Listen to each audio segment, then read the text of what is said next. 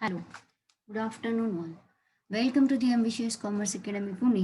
अब हम आज देखने वाले हैं टैली ईआरपी 9 का नेक्स्ट वीडियो। तो पिछले वीडियो में हम लोगों ने देखा कि टैली क्यों यूज़ किया जाता है, उसके यूजेस क्या है, आगे उसका प्रॉफिट क्या है, आपको करने से क्या अपॉर्चुनिटीज़ है, वो सब हमने देखा।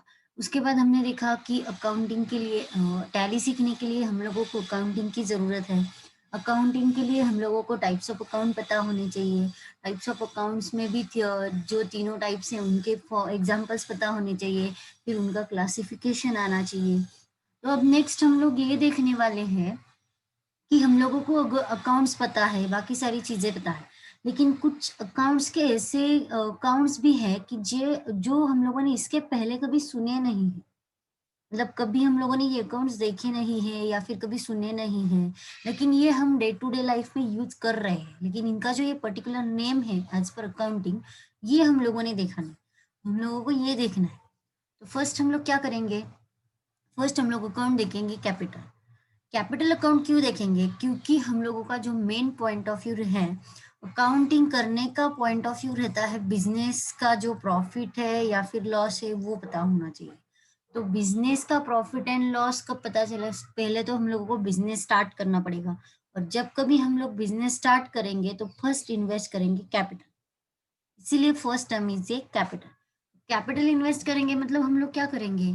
तो हम लोग जो भी बिजनेस स्टार्ट करने का हमारा मेन ये है कि बाबा हम लोगों को ये टाइप का बिजनेस करना है, मतलब क्लोथ का करना है, फर्नीचर का करना है, टीवी का करना है, या फिर आपको कोई ग्रोसरी शॉप खोलना है, स्टेशनरी शॉप खोलना है, कोई भी शॉप खोलना हो, बेकरी है, कोई भी चीज़ आपको ओपन करना है, मतलब स्टार्ट करना है।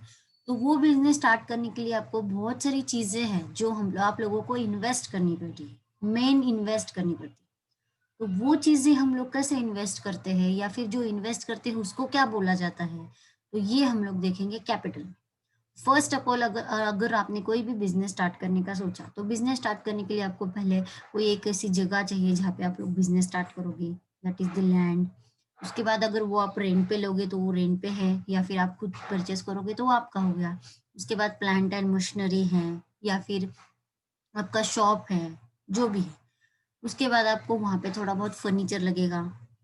फर्नीचर के बाद आप लोगों को कैश लगेगी, पर्टिकुलर स्टॉक लगेगा। उसके बाद आपको कुछ आपका जो मेन ये है कि बाबा कंप्यूटर है, आपको अगर अकाउंटिंग करना है तो आपको कंप्यूटर चाहिए। आपके शॉप में स्टॉक में भी बहुत सारा ऐसे ये है टाइप्स है कि बाबा ये टाइप का रखना है, वो टाइप का रखना है।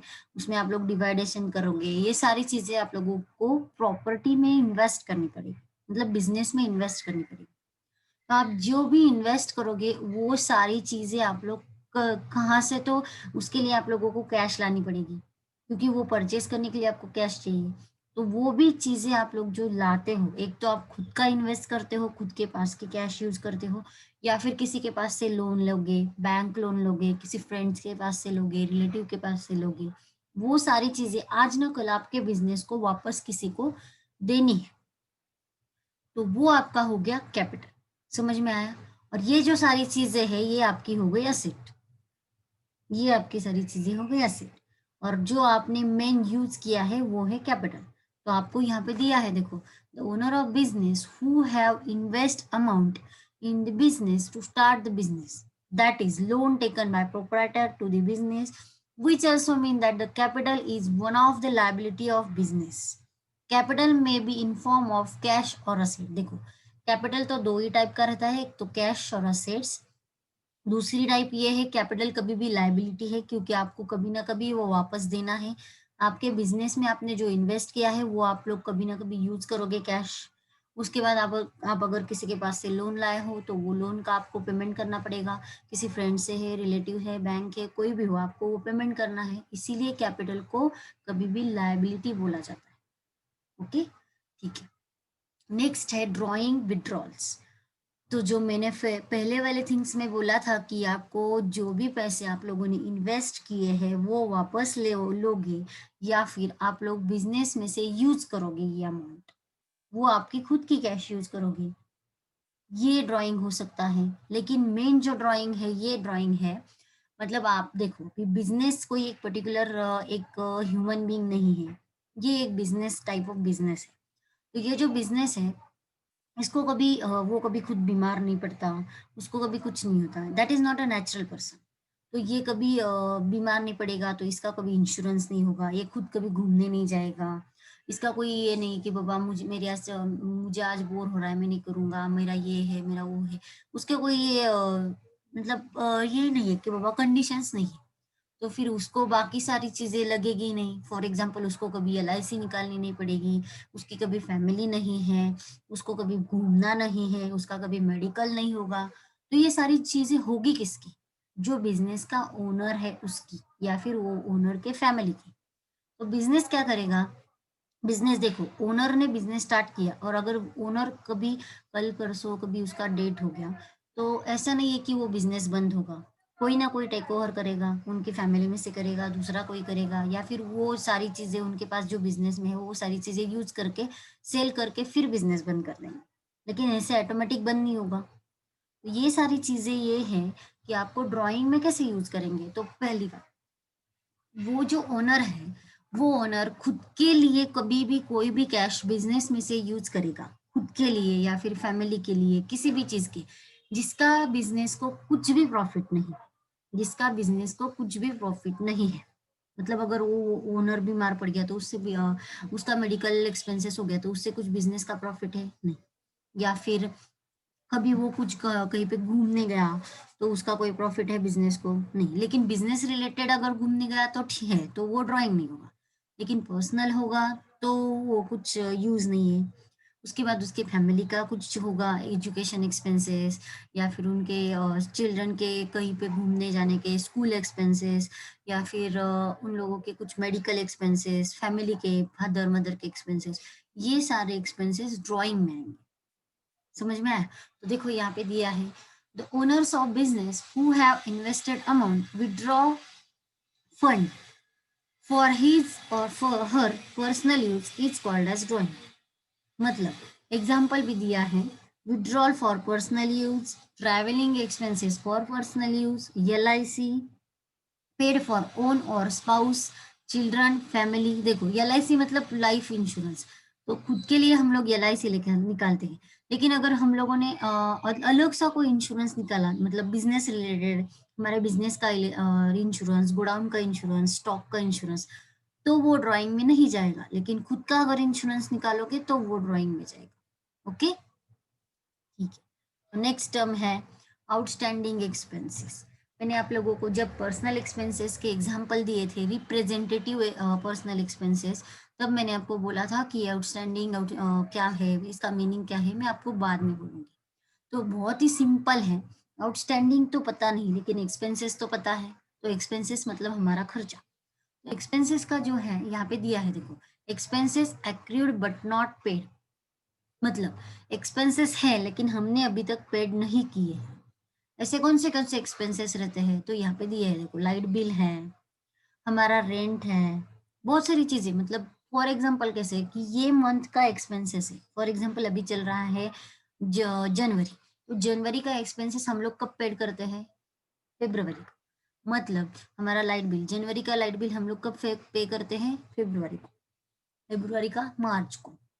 That is the outstanding expenses. मतलब वो एक्सपेंसेस देने हैं, लेकिन अभी तक हमने नहीं दिया, ये मंथ का नहीं दिया, नेक्स्ट मंथ में देंगे। समझ में आया? एग्जाम्पल दिया है, देखो, light bill for March 19 paid in April 19, it means as on 31st March 2019 light bill generated but payment not made, so it is called as outstanding light bill.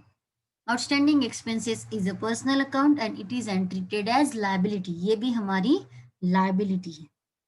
इसके बाद नेक्स्ट, आउटस्टैंडिंग इनकम। देखो same है, अभी outstanding तो पता है नहीं, ये मैं कंफर्म नहीं बोल सकती क्योंकि ऊपर हमने आउटस्टैंडिंग का मतलब देखा।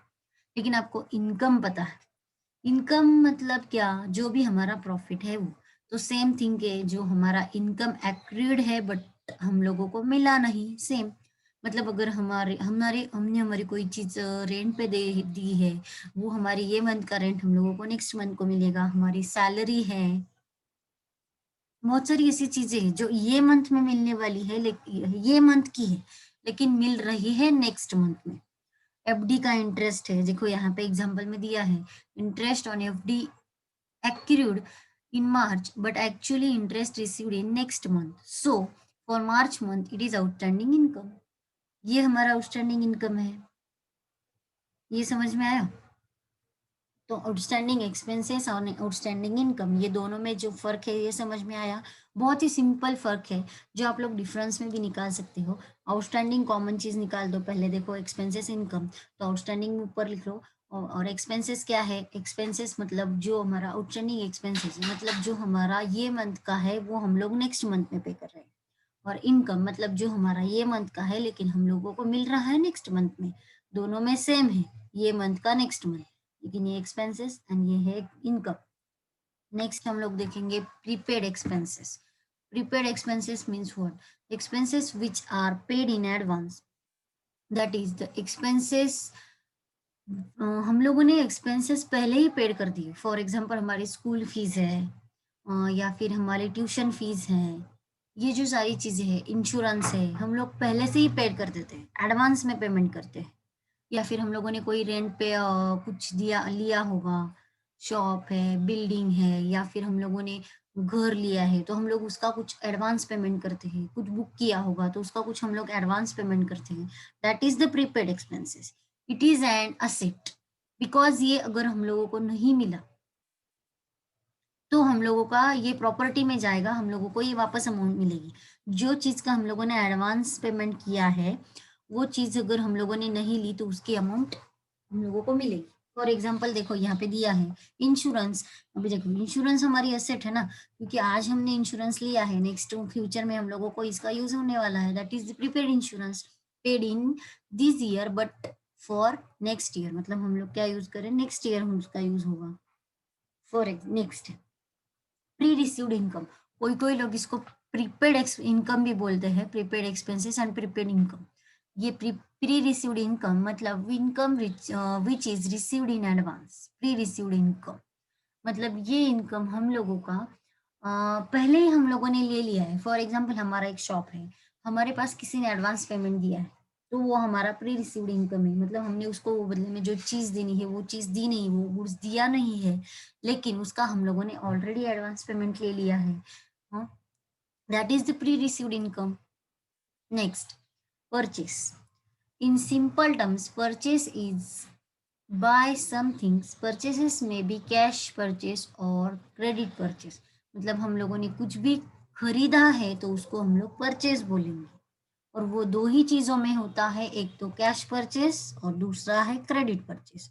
तो आप लोगों को ये चारों थिंग कंडीशन समझ में आ गई। Outstanding expenses, outstanding income, prepaid expenses, pre received income.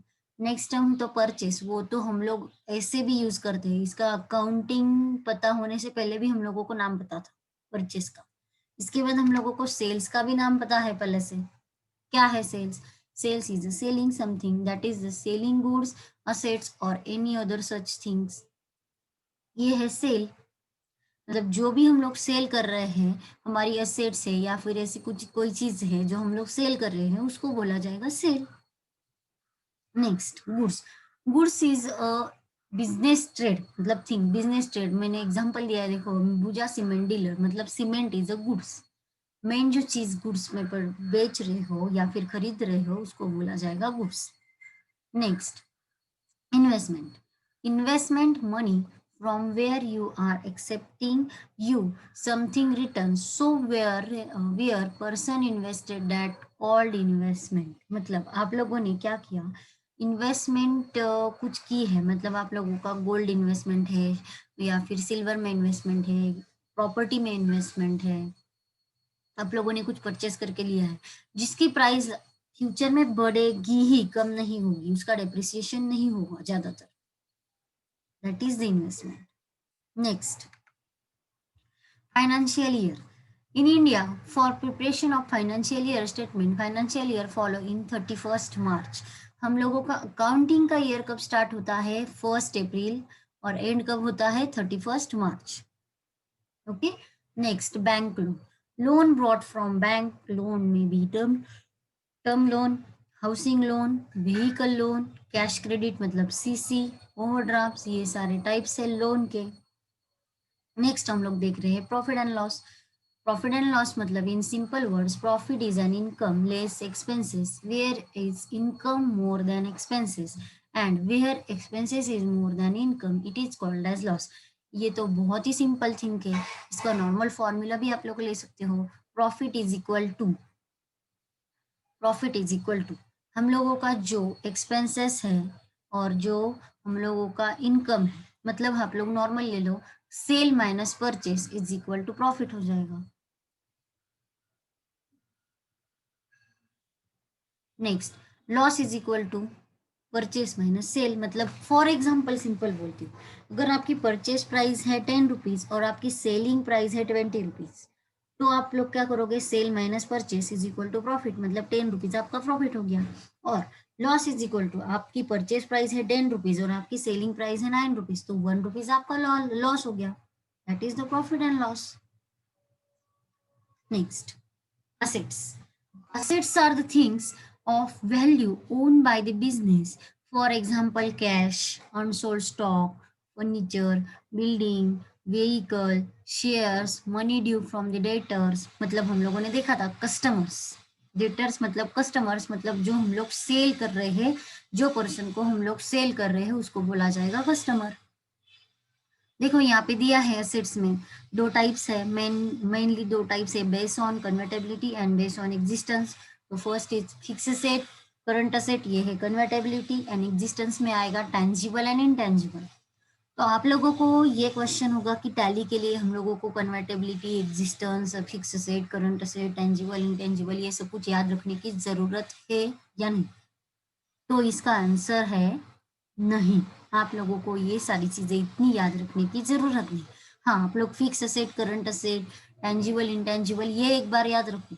इसमें भी फिक्स असेट रख लो, करंट असेट रख लो, टेंजिबल, इंटेंजिबल, बाकी इतना भी कुछ नहीं होगा, लेकिन फिक्स करंट तो रख सकते हो, बाकी तो छोड़ दो, कुछ नहीं इतना इशू।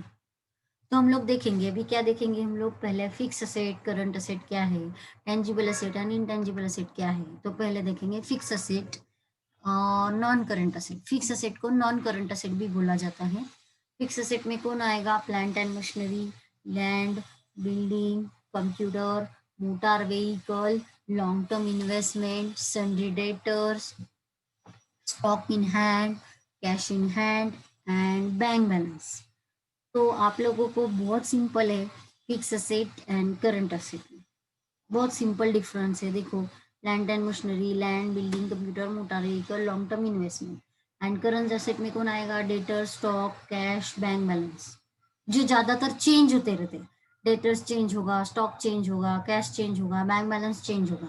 लैंड एंड मशीनरी की जगह हलेगी नहीं, लैंड की नहीं, बिल्डिंग की नहीं, कंप्यूटर ज्यादातर हम लोग चेंज नहीं करेंगे, मोटर जल्दी चेंज नहीं करेंगे, लॉन्ग टर्म इन्वेस्टमेंट नहीं चेंज करेंगे। मतलब जो ज्यादा फ्यूचर में यूज करेंगे वो आएगा फिक्स में। और करंट में कौन आएगा, जो रोज डेली चेंज होता रहने के बहुत चांसेस है, चेंज होगा ही। डेटर चेंज होगा, स्टॉक चेंज होगा, क्योंकि परचेस करोगे तो बढ़ेगा, सेल करोगे तो कम होगा। कैश में अगर लोगे तो बढ़ेगी, दोगे तो कम होगी, बैंक बैलेंस में सेम है प्रोसीजर। ये डिफरेंस है फिक्स असेट में और करंट असेट। नेक्स्ट है टेंजिबल एंड इंटेंजिबल। देखो, हम लोगों ने पहले ही टेंजिबल एंड इंटेंजिबल के एग्जांपल्स देख लिए हैं ऑलरेडी। फॉर एग्जांपल है furniture, plant and machinery, cash, gold, car, vehicle. And intangible में पेटेंट, गुडविल, कॉपीराइट, ट्रेडमार्क, जो चार मैंने आप लोगों को मेन बोले थे यही है। नेक्स्ट हम लोग देखेंगे लायबिलिटी। देखो, लायबिलिटी को क्या है, ये आपको यहाँ पे दिखाई दे रहा होगा, ये देखो, लायबिलिटी मतलब हम लोगों को दूसरों को जो देना है, पेमेंट करना है, ये हमारी लायबिलिटी। तो ये लायबिलिटी देख के बहुत सारे लोगों को बहुत टेंशन आता है, लेकिन एसेट भी देखो फिर लायबिलिटी देखो। तो फर्स्ट देखेंगे हम लोग लायबिलिटी। भाई हम लोगों ने एसेट देख लिया, अब हम लोग देखेंगे लायबिलिटी। तो लायबिलिटी का मतलब क्या है, liability is the sum of money which the business owes to outsiders, for example capital, amount invested by proprietor to the start of the business। मतलब क्या दिया है, देखो, लायबिलिटी मतलब हम लोग जो इन्वेस्ट करते हैं, जो हम लोगों ने पहले ऊपर देखा कैपिटल में, वही जो इन्वेस्टमेंट कर रहे हैं उसको बोला जाएगा मेन लायबिलिटी। जो मैंने आपको बोला था, फर्स्ट है कैपिटल ही लायबिलिटी है हमारा, पहला लायबिलिटी कौन है हमारा, कैपिटल। दूसरा लोन टेकन फ्रॉम बैंक है, फ्रेंड्स के पास से हमने अगर कुछ लिया है, रिलेटिव्स के पास से बैंक लोन, मैंने आपको बोला था। उसके बाद हमारा क्रेडिटर्स, मतलब जो हम जिन लोगों के हम पास से हम लोगों ने क्रेडिट में परचेस किया है, जिनका पेमेंट बाकी है, ये सारा हमारा लायबिलिटी है। हम लोगों को जो भी गवर्नमेंट को टैक्स पे करना है वो हमारा लायबिलिटी है। ये सारी चीजें हमारी लायबिलिटी है। लायबिलिटी में भी दो एग्जांपल्स है, current liabilities and non current liabilities. तो करंट लायबिलिटीज देखो, creditors, rent payable, taxes payable, short term loans and advances, bank overdraft, उसको शॉर्ट फॉर्म में बीओडी भी लिखते हैं बहुत सारे लोग, कैश क्रेडिट को सीसी बोलते हैं, prepaid expenses. And non current liabilities मतलब term loan, long term secures, unsecured loans, loans and advances. Long term है ये, यहाँ पे लोन्स एंड एडवांसेस ये शॉर्ट टर्म है, ये वाला लॉन्ग टर्म है। ओके, तो नेक्स्ट हम लोग देखेंगे गोल्डन रूल्स ऑफ अकाउंटिंग, जो हम लोगों को पहले टाइप्स ऑफ अकाउंटिंग, उसके बाद कुछ common things, purchase, sales, capital, drawing, ये सारी चीजें हम लोगों ने देखी। उसके बाद हम लोगों ने असेट्स देखा, लायबिलिटीज देखा।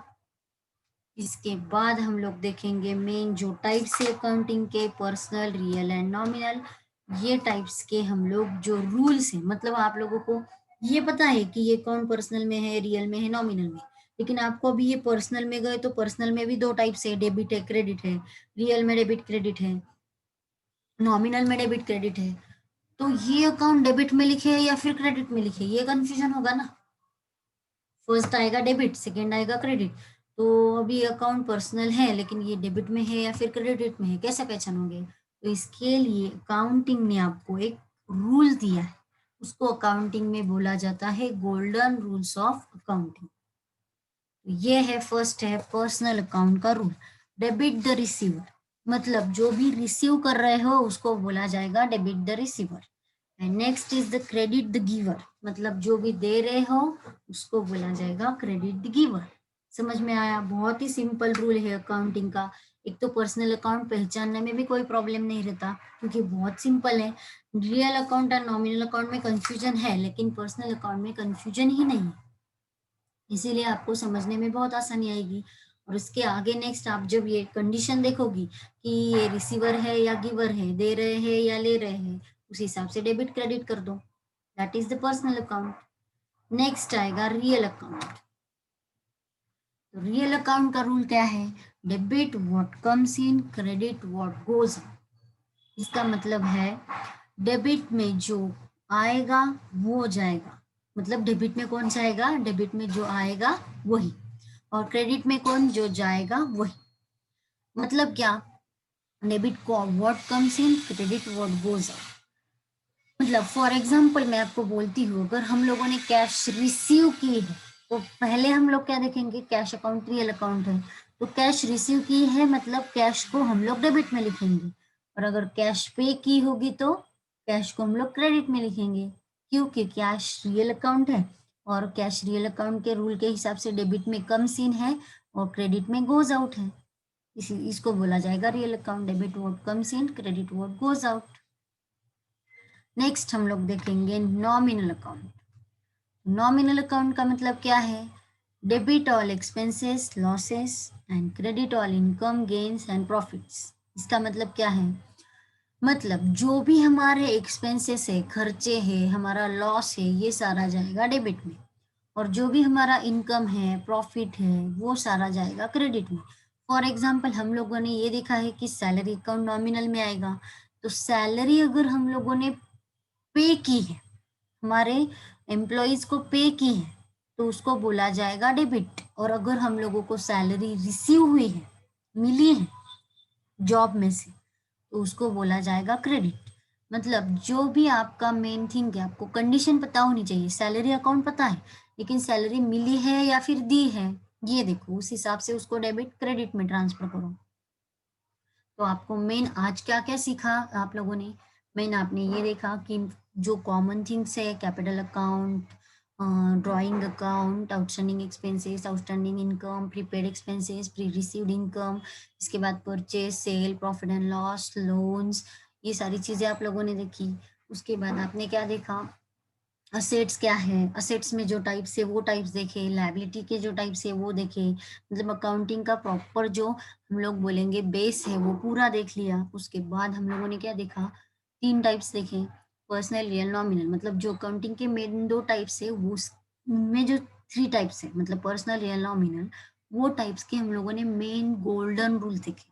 अकाउंटिंग के लैंग्वेज में इसको बोला जाता है golden rules of accounting, personal account, real account and nominal account.